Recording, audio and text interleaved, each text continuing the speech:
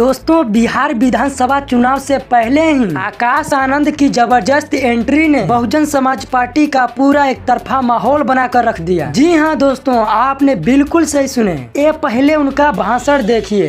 ऐसा जैसे बहन जी ने यूपी में इतिहास रचा, वैसे ही हम सब मिलकर अब बिहार में भी इतिहास रचने जा रहे हैं।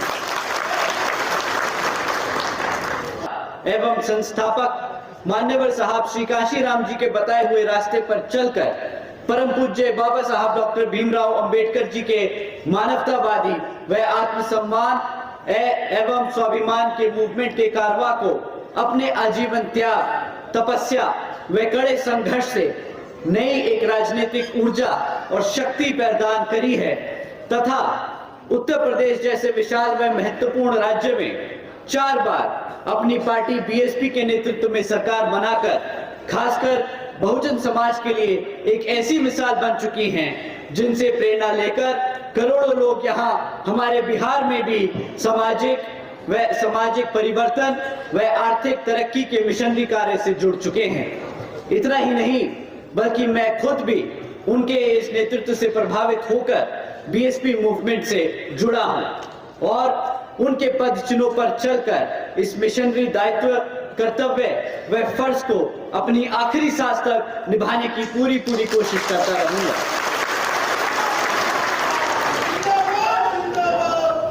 साथियों, आज हम छत्रपति शाहू जी महाराज जी की जयंती के इस पावन अवसर पर इकट्ठा हुए हैं। एक ऐसे शासक जिन्होंने राजा और प्रजा के रिश्ते को पूरी तरीके से बदल दिया। उन्होंने कभी तानाशाही नहीं बल्कि समाज के लिए एक मार्गदर्शक बनकर उभरे। वह ऐसे दूरदर्शी राजा थे जिन्होंने यह सुनिश्चित किया कि हर जाति के लोग पढ़ लिख सके। उन्होंने शिक्षा को सभी के लिए अनिवार्य बनाया और उसके साथ साथ शिक्षा को इजीली सबके लिए एक्सेसिबल भी बनाया था। इतना ही नहीं, वह भारत के पहले ऐसे राजा थे जिन्होंने महिलाओं के हक के लिए, उनके सम्मान के लिए खुलकर वकालत की थी।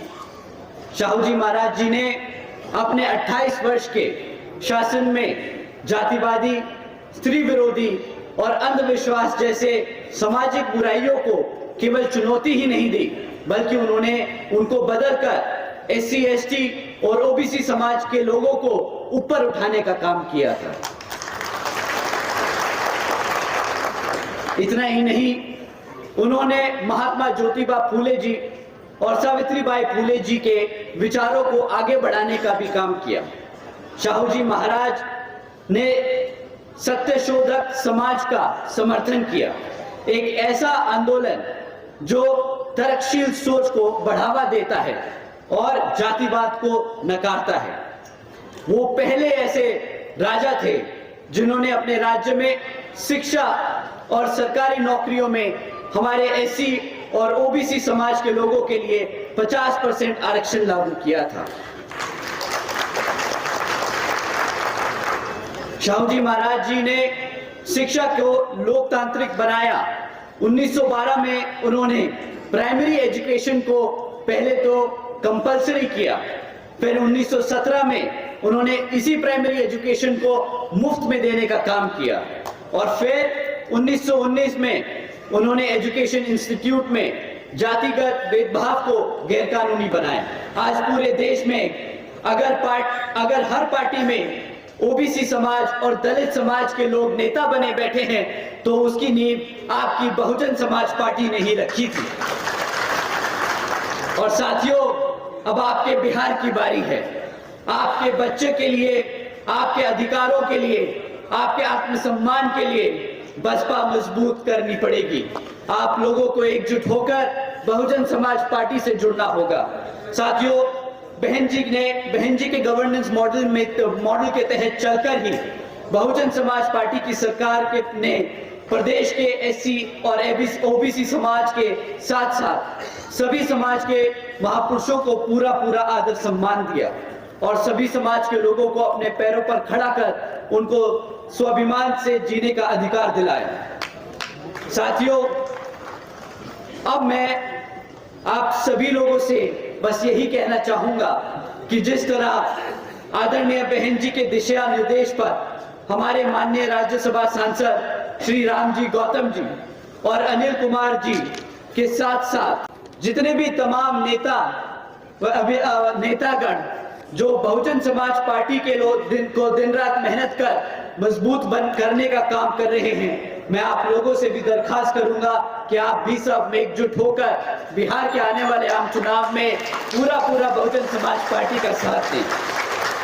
और साथियों, यही सही मानने में छत्रपति साहू जी महाराज जी को सच्ची श्रद्धांजलि होगी। जय भीम, जय साहू जी महाराज जी, जय भारत।